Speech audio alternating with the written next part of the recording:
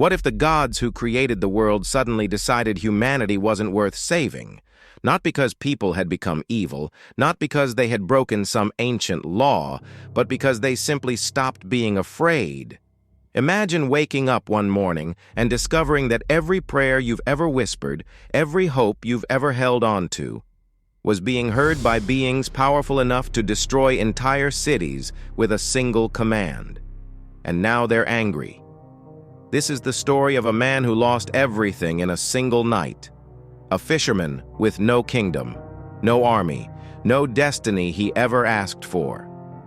Yet somehow he became the only thing standing between humanity and extinction. To save the world, he would have to hunt monsters that existed only in nightmares, challenge creatures no mortal had ever survived, and face a truth so devastating it would change his life forever. Because the greatest threat wasn't the Kraken, it wasn't Medusa, it wasn't even the gods. It was the blood running through his own veins. And by the time this story ends, entire kingdoms will fall, legends will be born, and one man will be forced to choose between the world that raised him and the power that created him. This is Clash of the Titans. The story begins not with a hero, but with a tragedy. Far from the palaces of kings and the halls of the gods, a fisherman named Perseus lives a simple life with the family that raised him. He isn't searching for glory. He isn't dreaming about destiny. He just wants peace. But peace doesn't last.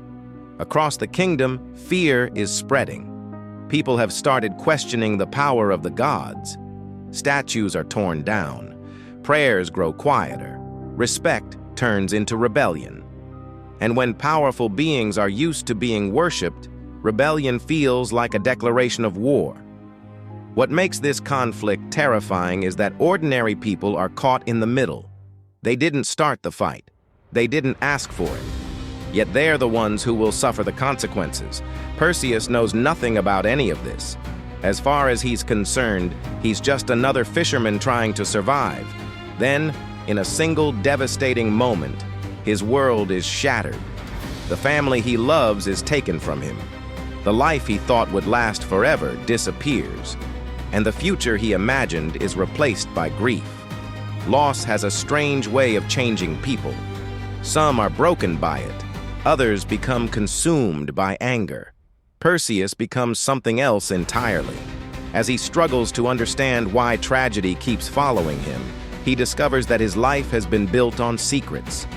The truth about who he is isn't just surprising, it's dangerous. Suddenly, he finds himself pulled into a conflict much larger than himself.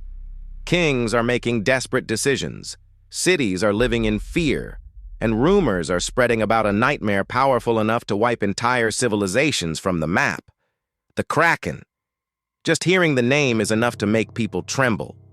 The creature represents something deeper than a monster.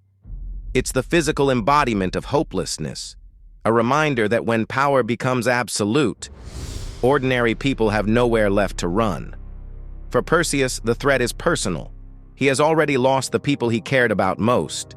Now he's faced with a choice: walk away and protect himself, or step into a battle that nobody expects him to survive. The easy choice would be to run. But heroes are often defined by the moments when they choose the harder path, not because they're fearless, because they're afraid and move forward anyway. As the kingdom prepares for the coming disaster, Perseus begins a journey that will test every part of him: his strength, his courage, his belief in himself. More importantly, it will force him to confront a question he's spent his entire life avoiding. Is he truly human? Or is he something else? The answer lies ahead, and the closer he gets to the truth, the more dangerous his journey becomes. Because monsters can be defeated, armies can be fought, but escaping your own destiny is another battle entirely. And Perseus is about to learn that destiny never stops hunting. As Perseus moves deeper into a world he never knew existed, the weight of his situation becomes impossible to ignore. Up until now, grief has been driving him forward. Anger has been giving him strength. But anger is a dangerous fuel source. It burns hot, it burns fast, and eventually it forces you to confront the truth hiding underneath. For Perseus, that truth is fear. Not fear of monsters, not fear of death, fear of becoming something he doesn't understand. Throughout his journey, he keeps encountering reminders that his life has never been as simple as he believed. Every answer seems to create two new questions. Every step forward pulls him further away from the person he used to be, and that's what makes his struggle so relatable. Most people will never face mythical creatures. Most people will never battle gods. But everyone understands what it feels like when life suddenly changes direction. Everyone knows what it's like to lose certainty, to wake up one day and realize the future you imagined is gone. The deeper Perseus travels into the unknown, the more he discovers that courage isn't about feeling powerful. It's about continuing when you feel powerless. Around him, others are placing their hopes on destiny. They're looking for signs, prophecies, miracles, anything that promises a happy ending. But Perseus isn't searching for destiny. He's searching for purpose. And there's a difference. Destiny is something you're given. Purpose is something you choose. That distinction becomes increasingly important as the pressure grows. The threat facing humanity isn't getting smaller. Every passing moment increases the stakes. The clock is ticking. Entire cities are living in fear. Families are wondering if tomorrow will even come. And while everyone else sees a potential hero, Perseus still sees a man trying to make sense of his own life. That's what makes him compelling. He doesn't move forward because he's convinced he'll win. He moves forward because turning back would mean surrendering everything he believes in.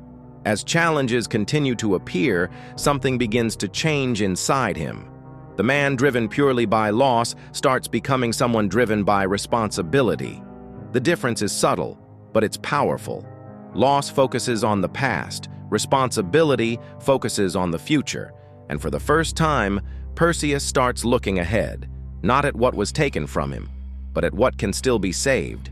It's a transformation that many great heroes experience, the moment when the story stops being about revenge and starts becoming about hope. Yet hope comes with a price. The closer he gets to the answers he's seeking, the more difficult the choices become.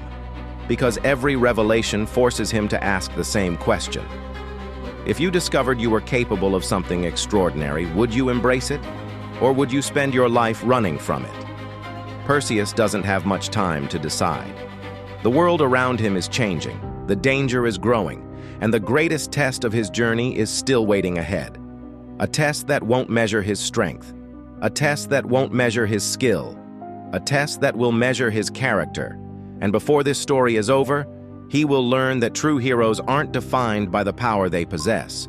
They're defined by the choices they make when power is finally within reach.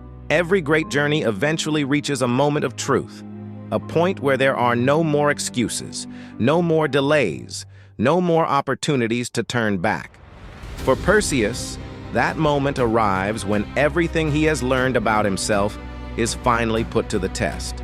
Throughout this story, he has been fighting external battles. Battles against fear, against loss, against impossible odds. But the most important battle was always happening inside him.